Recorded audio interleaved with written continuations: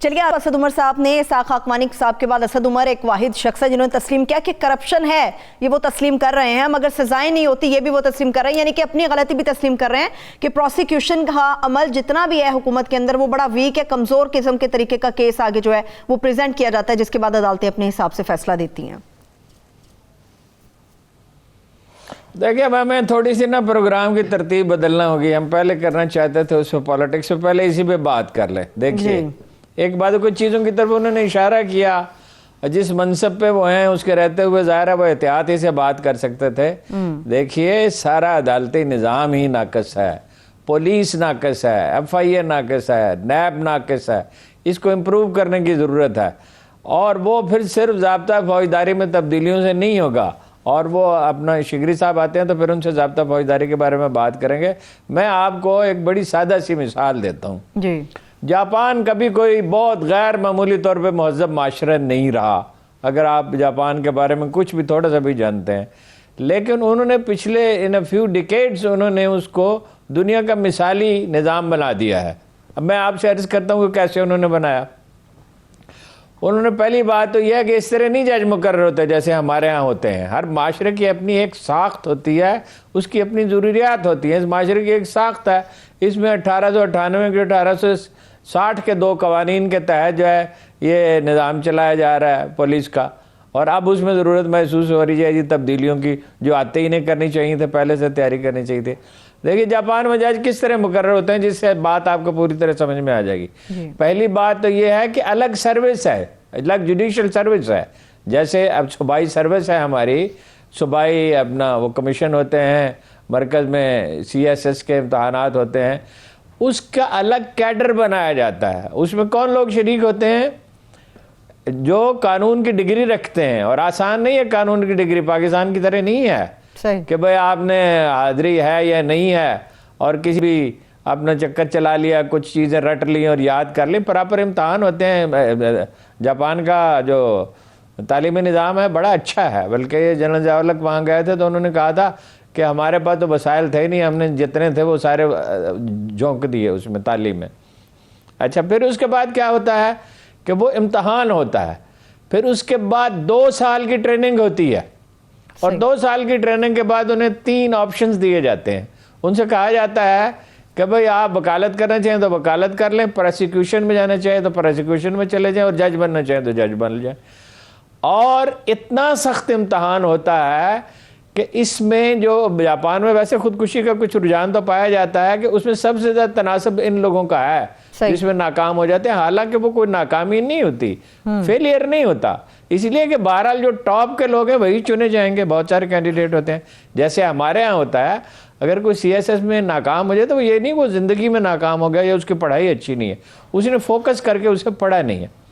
اچھا اس میں پھر یہ ہے کہ مانیٹرنگ ہوتی ہے، ججوں کے انتخاب کا طریقہ یہاں دیکھیے آپ کیا طریقہ ہے کہ ایک صاحب کل وکالت فرما رہے تھے، آج وہ جج بن گئے۔ بھائی اس پہ بھی تو غور کرنا چاہیے نا، سسٹم کو بھی تو ٹھیک کرنا چاہیے نا۔ آپ کو جب پھر شگری صاحب آئیں گے تو پھر اس پہ زیادہ تفصیل سے بات کریں گے۔ چلیے ٹھیک ہے، تو اپنا فی الحال سیاست پہ اگر آپ چاہیں تو بات کر لیں۔ ٹھیک ہے سیاست پہ بات کرتے ہیں، مگر آپ نے جس طرح سے آغاز پر اسٹیٹ بینک کے ترمیمی بل کے حوالے سے بات کی تھی، عروض صاحب اسی سے بات کر لیتے ہیں۔ اپوزیشن کی تو اکثریت تھی، مگر جتنے بھی بڑے نام تھے اپوزیشن کے وہ سینٹ میں نہیں پہنچے، وہ آئے ہی نہیں۔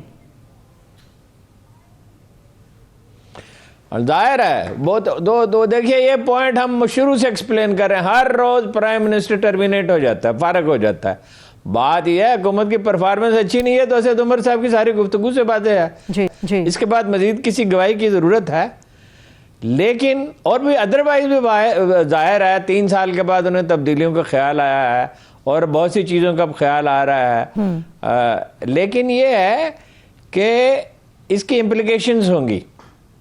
اپوزیشن چونکہ اندر سے بٹی ہوئی ہے اور ایک دوسرے کو ناکام کرنے میں لگی رہتی ہے اور الگ الگ معاملات طے کرتی ہے، اس کے امپلیکیشنز یہ ہیں کہ نہیں ہٹایا جا سکتا اس وقت وزیر اعظم کو عدم اعتماد سے، تو وہ خود ہی دستبردار ہو گئے، پریکٹیکلی تو وہ دستبردار ہی ہیں، باقی باتیں جتنی مرضی کرتے رہیں۔ صحیح۔ اور اس کی وزیر اعظم کی ملاقات ہونے والی ہے، چین کے دورے پہ جائیں گے چینی صدر کے ساتھ، اس کی امپلیکیشنز ہوں گی۔ اچھا اور مجھے نہیں لگتا کہ کوئی لانگ مارچ بھرپور ہو. ادھر سے یہ اپنا رات کو معاہدہ ہو گیا ہے جماعت اسلامی کے اس کے درمیان, وہ مجھے سمجھ نہیں آئی کہ اس کو خبر تو نہیں ہو رہی آ رہی زیادہ تفصیل کے ساتھ, لیکن یہ ہے کہ ان کے اپنے ذرائع یہ کہتے ہیں کہ معاہدہ ہو گیا ہے. جی جی بالکل. وہ وہاں پہ بڑا سندھ حکومت پہ دباؤ ہے, پی ٹی آئی ادھر سے جلوس نکالے گی.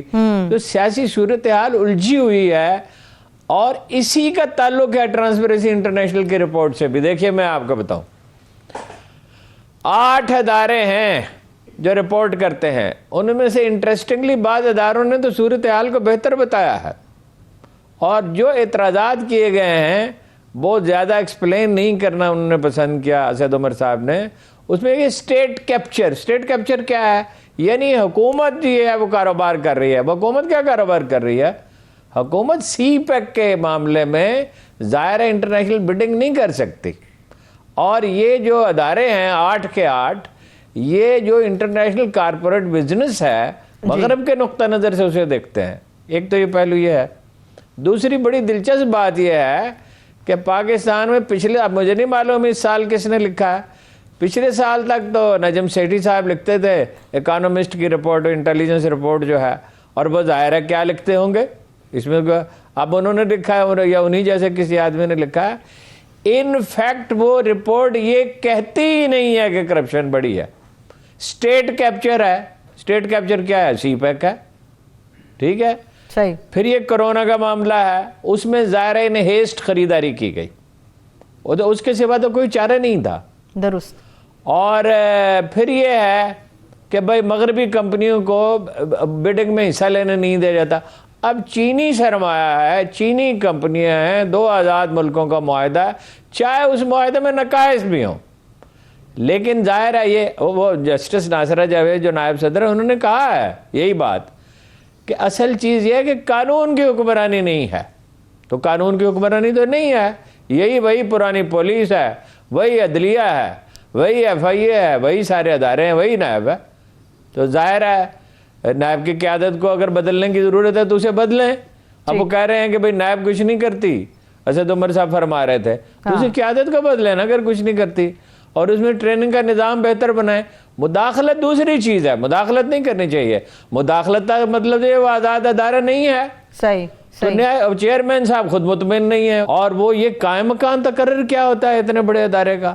اب آپ کے علم میں ہونا چاہیے کہ غور ہو رہا ہے, کئی ناموں پہ نام لیے جا رہے ہیں. میں نہیں کہہ سکتا کہ جسٹس جنرل بلال کے نام پہ بھی غور ہو رہا ہے, اور وہ جو صاحب تھے اپنا اینٹی کرپشن کا کیا نام ہے, بڑے مشہور آدمی ہیں, ان کے نام پہ بھی غور ہو رہا ہے. نائب میں بھی وہ رہے ہیں حسین سم تھنگ.